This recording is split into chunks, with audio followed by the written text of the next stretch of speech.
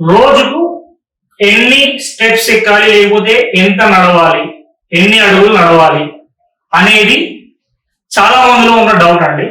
So ఇంత నడిస్తే మంచిదా, ఇంత నడవకపోతే ఏమన్నా అవుతుందా, ఇది చాలా మందిలో వేధిస్తున్న క్వశ్చన్.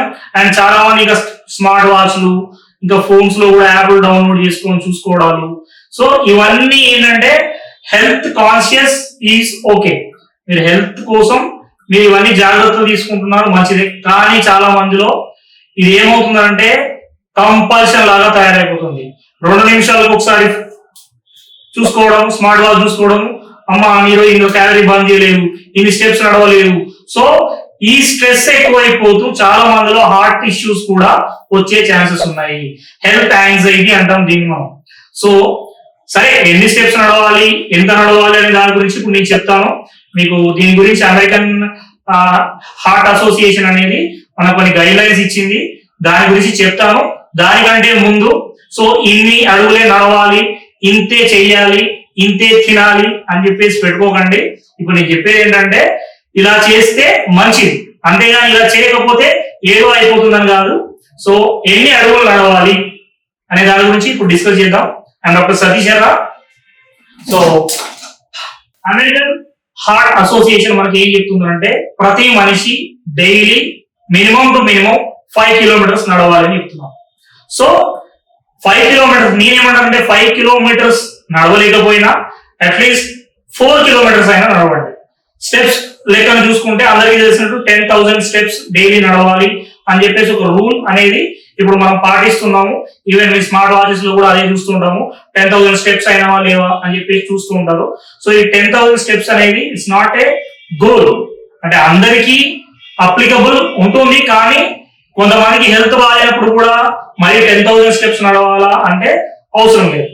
కాకపోతే మంచిగా ఉండి హెల్దీగా ఉండి కూడా నడవలేకపోవడం, బద్ధకంతో నడవలేకపోవడం అనేది అది మీ హార్ట్ కు డ్యామేజ్ చేస్తుంది. సో నడిస్తే ఏమవుతుంది, ఇప్పుడు మీకు ఎక్సర్సైజ్ లో కార్డియో అని చెప్పేసి చేపిస్తుంటారు. కార్డియో ఎక్సర్సైజ్ అంటే ఏంటి, కార్డియో అంటే మీనింగ్ ఏంటి, హార్ట్. సో హార్ట్ కు ఎప్పుడైతే మీకు హెల్దీగా ఉండాలి అని అంటే ఖచ్చితంగా వాకింగ్ చేయాలి. కార్డియో అంటే ఏంటి, ఫస్ట్ నార్మల్ గా వాకింగ్ చేస్తాం, తర్వాత స్పీడ్ పెంచుతూ పోతుంటాం, జాగింగ్ అంటాం, ఇంకా స్పీడ్ పెంచుతూ పోతే రన్నింగ్ అంటాం.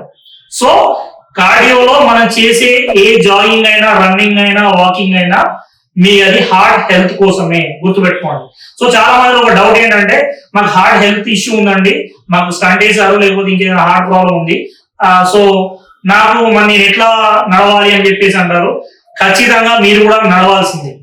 సో హార్ట్ ఇష్యూ ఉన్నా, మీకు హార్ట్ ప్రాబ్లం ఉన్నా, చాలా మంది ఫ్యామిలీ మెంబర్స్ ఏదైనా హార్ట్ ఇష్యూ రాగానే, మీకు హార్ట్ గురించి ఏదైనా ట్రీట్మెంట్ కాగానే తీసుకుపోయి బంధించేస్తారు. సో అసలు వాకింగ్ కూడా చేయకుండా మెల్లిగా నడవాలి, ఇవన్నీ రూల్స్ చెప్తుంటారు. ఎవరు డాక్టర్స్ కాదు, చుట్టుపక్కల ఉన్న మన కేర్ టేకర్స్. ఖచ్చితంగా మీరు ఎప్పుడైతే మీ హార్ట్ ఇష్యూ ఏదైనా అయినప్పుడు మీరు ట్రీట్మెంట్ తీసుకున్న తర్వాత, మీకు ఏదైనా సర్జరీ జరిగిన తర్వాత ఒక 10 days తర్వాత మళ్ళీ రివ్యూకి వెళ్ళినప్పుడు మీ డాక్టర్ని అడగండి, నేను నడవచ్చా, ఎంత దూరం నడవచ్చు, యాజ్ పర్ మై కండిషన్ నేను ఏం చేయాలి అనేది క్లారిటీ తీసుకోవాలి. కాకపోతే జనరల్ నార్మల్ హెల్దీగా ఉన్న వాళ్ళు రోజుకు మినిమం 5 కిలోమీటర్స్ నడిస్తే మంచిది. లేదు నాకు కుదరదు, అంత చేయలేను అంటే స్టార్టింగ్ లో ఇంతవరకు మరీ అలవాటు లేకుండా సెడెంటరీ లైఫ్ స్టైల్లో ఉన్న వాళ్ళు సడన్లీ నేను 4-5 కిలోమీటర్లు నడవండి అంటే కష్టం. కాబట్టి మెల్లిమెల్లిగా స్టార్ట్ చేయండి. ఇంకా కొంతమంది నాకు జాయింట్ పెయిన్స్ ఉన్నాయండి, కాళ్ళు నొప్పులు ఉన్నాయండి, నడవలేకపోతున్నాను అంటారు. హార్ట్ హెల్త్ ఉన్న వాళ్ళకే నడవండి అని చెప్తున్నాం. కీళ్ళ నొప్పులు, కాళ్ళ నొప్పులకు హోమియోపతిలో ద బెస్ట్ ట్రీట్మెంట్ ఉంది, నా దగ్గరే ఉంది. మీరు కీళ్ళ నొప్పుల కోసం ఆగిపోకండి, నడవండి. అట్లీస్ట్ 2 to 3 కిలోమీటర్స్ అయినా నడవడానికి ట్రై చేస్తూ ఉండండి. సో ఎంత వేగంతో నడవాలి, 1 hour లో మాక్సిమం 3 to 4 కిలోమీటర్స్ నడవాలి. మీరు అంతా ఎంత వేగంతో నడుస్తారా, జాగింగ్ చేస్తారా, వాకింగ్ చేస్తారా, రన్నింగ్ చేస్తారా, మీ ఇష్టం. కాకపోతే మీరు 1 hour లో 3 to 4 కిలోమీటర్స్ కంప్లీట్ చేసేయాలి. So this is your guide lines.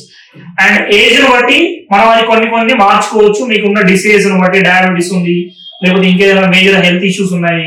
So అట్లాంటి వాళ్ళు మీరు సరే డైలీ ఇంత అని కాకుండా అట్లీస్ట్ కొంత అయినా నడవండి. మనం ఇప్పుడు ఇవన్నీ గైడ్ లైన్స్ అని చెప్పేసి ఎక్కడో హెల్త్ అసోసియేషన్ వాళ్ళు లేకపోతే ఎవరో ఇస్తే మనం ఇవన్నీ చేస్తున్నాం. మన పూర్వీకులు ఎప్పుడో చెప్పారండి, మా తాతనే చెప్పారు, ఎవరో కాదండి. చిన్నప్పుడు తినగానే ఒక 200 స్టెప్స్ నడవాలి అని చెప్పేవాడు. మరి వాళ్ళకి ఎవరు చెప్పారు? ఏ స్పెషలిస్ట్ చెప్పాడు? సో ఇవన్నీ మన కల్చర్ లో ఆల్రెడీ ఉన్నాయి. తిన్న వెంటనే నడవాలి, తిన్న వెంటనే పడుకోవద్దు, తిన్న తర్వాత హాఫ్ అన్ అవర్ తర్వాత పడుకోండి, తిన్న తర్వాత కూర్చోవద్దు, ఈవెన్ కొద్దిసేపు నడవండి. ఇవన్నీ కూడా ఏంటంటే మీకు ఆల్రెడీ ఎప్పటి నుండో హెల్త్ కోసం మన పెద్దవాళ్ళు చెప్పేశారు. ఇది ఇప్పుడు మనం గైడ్ లైన్స్ వల్ల వేరే అంటే మనకు అంటే పక్కన చెప్తే ముద్దు కదా, సో వేరే కంట్రీలో వాళ్ళు రీసెర్చ్ చేసి చెప్పారు కాబట్టి మనం దాన్ని పాటిద్దాము, తప్పేం లేదు. ఎవరు చెప్పినా మనం మంచి కోసమే. సో నెక్స్ట్ ఈ వాకింగ్, రన్నింగ్, జాగింగ్ వీటిలో కూడా మీకు ఏంటంటే స్ప్రింటింగ్ అనే ఒక ఎక్సర్సైజ్ ఉందండి. ఈ స్ప్రింటింగ్ అనే ఎక్సర్సైజ్ ఏంటంటే ఈవెన్ చిన్నపిల్లల్లో అయితే గ్రోత్ హార్మోన్ పెంచుతూ హైట్ పెరగడానికి ఉపయోగపడుతుంది. పెద్దవాళ్ళలో స్ప్రింటింగ్ అనే exercise this is called as high intensity interval training అని చెప్పేసి అంటాము, HIIT అని అంటాము. దీంట్లో ఏంటంటే నార్మల్ గా నడవడమే కాకుండా రన్నింగ్ కూడా ఒక ఏజ్ మరి ఒక 40 years లోపు ఉన్నారు రన్నింగ్ చేయండి. దానివల్ల ఏమవుతుందంటే మీ హార్ట్ కూడా స్ట్రాంగ్ అవుతుంది, హార్ట్ హెల్త్ కూడా ఇంప్రూవ్ అవుతుంది, బ్లడ్ సర్క్యులేషన్ కూడా ఇంప్రూవ్ అవుతుంది, మీకు కార్టిజాల్ అంటే స్ట్రెస్ కూడా తగ్గిపోతుంది. సో ఇన్ని బెనిఫిట్స్ ఉన్నాయి. సో వాకింగ్ ఒకటే కాదండి, మీరు చేయగలిగితే ఈ ఇంటెన్సిటీ అంటే ర్యాపిడ్ ఎక్సర్సైజ్ లాగా మీరు ఈ కార్డియోలో ఫాస్ట్ గా ఎలా అయితే రన్నింగ్ చేస్తారో ఈ స్ప్రింటింగ్ లో కూడా అలానే చేస్తారు. ఒక 35 years లోపు ఉన్న వాళ్ళు మీరు రన్నింగ్ చేస్తే కూడా మంచిదే. సో ఇన్ని స్టెప్స్ నడవాలి, ఇంతే చేయాలని కాదండి, ఎంతో కొంత డైలీ అట్లీస్ట్ మరీ ఒళ్ళును బద్ధకంగా చేసేసి అసలు ఇలా కూర్చున్న దగ్గరే కూర్చొని ల్యాప్టాప్ ఇట్లా పెట్టేసుకొని ఇప్పుడు వర్క్ ఫ్రమ్ హోమ్ అంటున్నారు, అక్కడే తింటారు, అక్కడే ల్యాప్టాప్ పెట్టుకుంటారు, అక్కడే కూర్చుంటారు, అక్కడే పడుకుంటారు.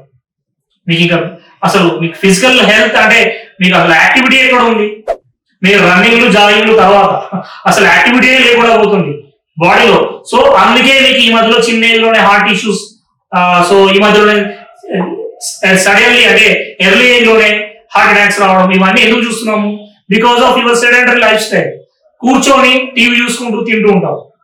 సో మీ డైజెస్టివ్ ఎంజైమ్స్ అనేవి కూడా ప్రొడ్యూస్ కాదు. సో దానివల్ల మీకు డైజెషన్ కూడా సరిగా కాదు. సో దానికోసం మళ్ళీ గ్యాస్ట్రిక్ మెడిసిన్స్ అని ఇలా కంటిన్యూస్ అంటే చిన్నప్పుడే ఫ్యాటీ లివర్లు, ఒబెసిటీలు, డయాబెటీస్లు ఇవన్నిటికీ రీజన్ హార్ట్ ఇష్యూస్, ఇవన్నీ రావడానికి రీజన్ మీ సెడెంటరీ లైఫ్ స్టైల్.